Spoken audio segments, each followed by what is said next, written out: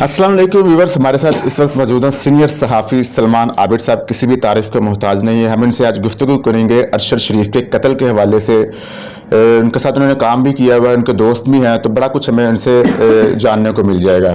आप इसको कैसे कंडेम करेंगे, कैसे मजम्मत करेंगे अरशद शरीफ के कत्ल के हवाले से, और क्या अल्फाज हैं आपके पास? देखिए, अरशद शरीफ समेत किसी भी सहाफ़ी का कत्ल जो है उसकी किसी भी सतह पे हमायत नहीं की जा सकती। यानी अगर आपको किसी शख्स की बात पसंद नहीं है और आपको उसकी बात से इख्तलाफ है, आप उसकी बात से नाराज़ हुए हैं, आपकी सोच और फ़िक्र कोई मुख्तलिफ सोच और फ़िक्र है उससे, तो इसका मतलब ये नहीं कि आप उन आवाज़ों को दबा दें, डरा दें, धमका दें, कत्ल कर दें। तो अरशद शरीफ का मामला भी कुछ ऐसे ही है, और जिस अंदाज से उसको बेईमाना अंदाज में कत्ल किया गया है वो भी काबिल मज़म्मत है। लेकिन मसला महज कत्ल का नहीं है। जो हालात अरशद शरीफ के लिए पैदा किए गए वो आप भी उसको जानते हैं, मैं भी जानता हूँ, और जिस अंदाज से उसके लिए पाकिस्तान में दरवाजे बंद किए गए, उसकी मुलाजमतों पे पाबंदी लगाई गई, वो जिस अंदाज से चैनल से निकले और जिस अंदाज से जला वतन हुए, और फिर दुबई से जिस अंदाज से वो वहाँ पर कीनिया पहुँचे, ये सब वाक़यात हैं कि जो जाहिर करते हैं कि अरशद शरीफ बहुत से लोगों को खटक रहे थे पाकिस्तान के अंदर, और वो लोग अरशद शरीफ की रिपोर्टिंग से, तज्ज़ियों से, तहकीकाती जर्नलिज्म से, तज्ज़ियों से खुश नहीं थे। अब ये कहना तो ज़रा मुश्किल होगा कि कौन उनके कत्ल में मुलव्वस है।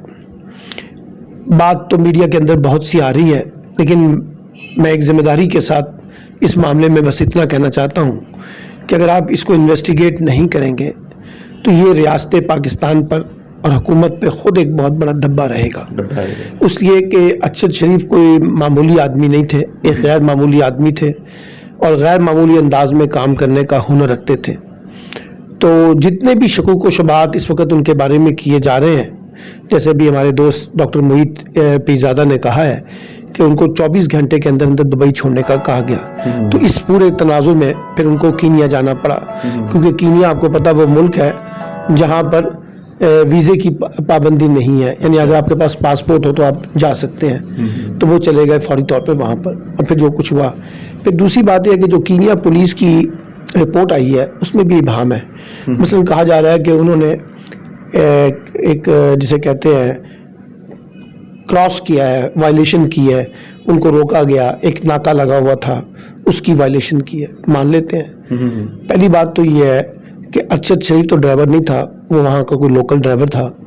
दूसरी बात यह है कि अगर किसी ने क्रॉस कर लिया है तो आपने उसके दिमाग पे या उसके सर पे कैसे टारगेटेड करके गोली मारी है, वो भी फासले से। और ये जो कहा जा रहा है कि मखसूस अफराद जो इसके हुनर रखते हैं, माहिर होते हैं, जो इस तरह का निशाना बनाते हैं, वही ये निशाना बना सकते हैं। एक आम आदमी तो बहुत दूर से बराह रास्त दिमाग के ऊपर जो है सर पे गोली मारना, और टारगेटेड भी।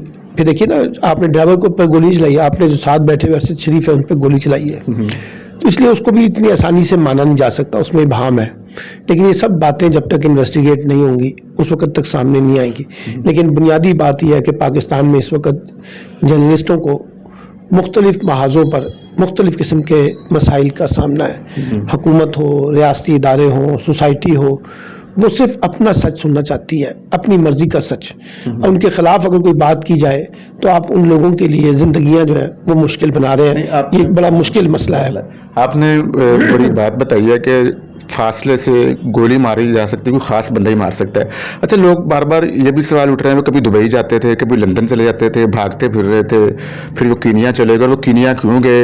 इस पर भी लोग सवाल उठा रहे हैं कि वो गए हैं तो कीनिया क्यों गए हैं। आप क्या कहेंगे इसके ऊपर? देखिए, वो खुद कई दफ़ा इसका इजहार कर चुके हैं, और डॉक्टर आरिफ अलवी के सामने भी उन्होंने एक दफ़ा कहा, सदर मुमलिकत के सामने, और बहुत से फोरम पर उन्होंने कहा कि उनकी जान को ख़तरा है और कुछ लोग उनको मारना चाहते हैं, उनको धमकियां दी जा रही थी। पहले तो मुल्क छोड़ने के ऊपर, फिर जब वो मुल्क छोड़ के गए तो फिर जिस अंदाज से जहाँ गए वहाँ पे भी उनको धमकियां मिल रही थी उनके बकौली, और उन्होंने कई जगह पे कहा ये कि उनको कत्ल कर दिया जाएगा, उनको मार दिया जाएगा। इसलिए जो भागम दौड़ है उसके पीछे एक इंसान अपने आप को सिक्योर करने की कोशिश करता है, एक जगह से ख़तरा हो तो दूसरी जगह चला जाता है। تو میرا خیال ہے کہ اس کو ہاں میرا خیال ہے کہ اس کو آپ اس تناظر میں دیکھیں کہ وہ ایک مشکل سٹیج کے اوپر کھڑے تھے اور ان کے پیچھے کچھ لوگ لگے ہوئے تھے جو ان کو مارنا چاہتے تھے.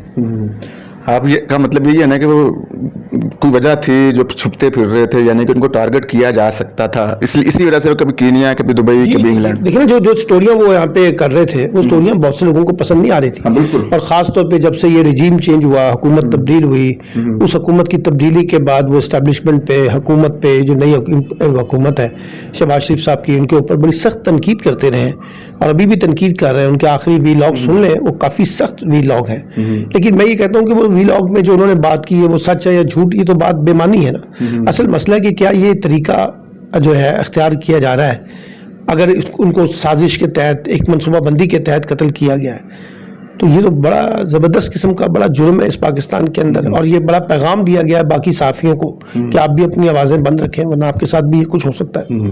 اچھا, تو آپ بھی بڑے سینئر صحافی ہیں, آپ کے پروگرام لوگ پسند کرتے ہیں, بڑے سینئر تجزیہ. اگر آپ کی زندگی ملاقات ارشد شریف سے ہوتی رہی ہے, کوئی خوبی, خامیاں, کوئی ایسے واقعات جو آج بھی یاد ہوں, آپ شیئر کرنا. ارشد شریف جو ہے نا وہ ایک پروفیشنل جرنلسٹ تھا, اور 1993 کے اندر اس نے دی نیوز سے اپنے کیریئر کا آغاز کیا تھا. اگر وہ لاہور میں تو نہیں ہوتا تھا, اسلام آباد میں تھا. ہماری ملاقات کبھی اسلام آباد میں ہو جاتی تھی, کبھی وہ لاہور آتے تھے, تو کبھی کسی جگہ پر سلام دعا ہو جاتی تھی. لیکن اس کی جو سب سے بڑا کریڈٹ ہے, ایک تو اس کی جرنلزم ہے جو اس نے کی ہے, اور اس میں کافی انویسٹیگیشن کے پہلو ہیں, سیریس سنجیدہ طریقے سے وہ ایم آئی پہ بھی پروگرام کرتا تھا. پھر ذاتی زندگی میں بڑا ملنسار تھا.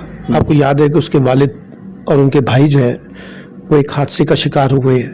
اس کے بعد وہی گھر کے سب سے بڑے سربراہ کے طور پہ سب کو لے کے چل رہے تھے.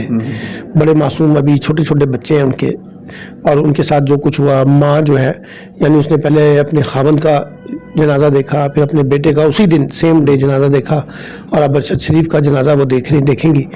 تو یہ خود ایک بہت بڑے دکھ کی بات ہے.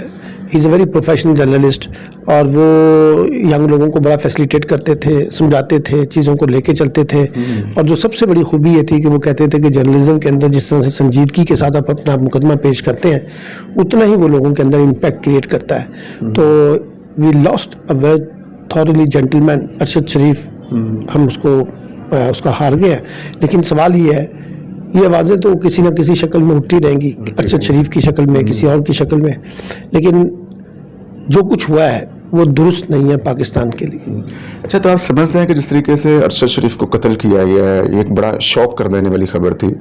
جس مشن کے اوپر وہ تھے, کوئی اور بھی صحافی ہوں گے, آپ سمجھتے ہیں کہ اپنے مشن کو جاری رکھ سکیں گے, یا ان کو وارننگ دی گئی ہے کہ آپ وہ بھی ایسا کریں؟ میں نے آپ کو کہا نا, ایک پیغام تو ہے ان لوگوں کے لیے جو لوگ اس وقت ذرا اگریسو قسم کی جرنلزم کر رہے ہیں, انقلابی قسم کی جرنلزم کر رہے ہیں, پاپولر جرنلزم کرنے کی کوشش کر رہے ہیں. پیغام تو ہے, لیکن آپ کتنے لوگوں کو دبا سکیں گے اس طرح کی چیزوں کے ساتھ. لوگ تو کسی نہ کسی شکل میں اپنا سچ پیش کرتے ہی رہتے ہیں.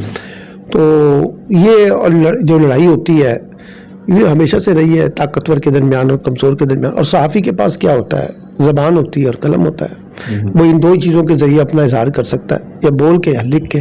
تو وہ لوگ پہلے بھی کر رہے ہیں اور بھی کریں گے, بہتر کریں گے. اور پاکستان میں یہ کوئی پہلا واقعہ تو نہیں ہے. کئی جرنلسٹوں کے ساتھ اس طرح کے ان پہ تشدد ہوا, ان کو مارا گیا, ان کو خوف و ہراس رکھا گیا, ان کو قتل کیا گیا, گولیاں چلائی گئی. حامد میر کا بھی کیس آپ کے سامنے ہے.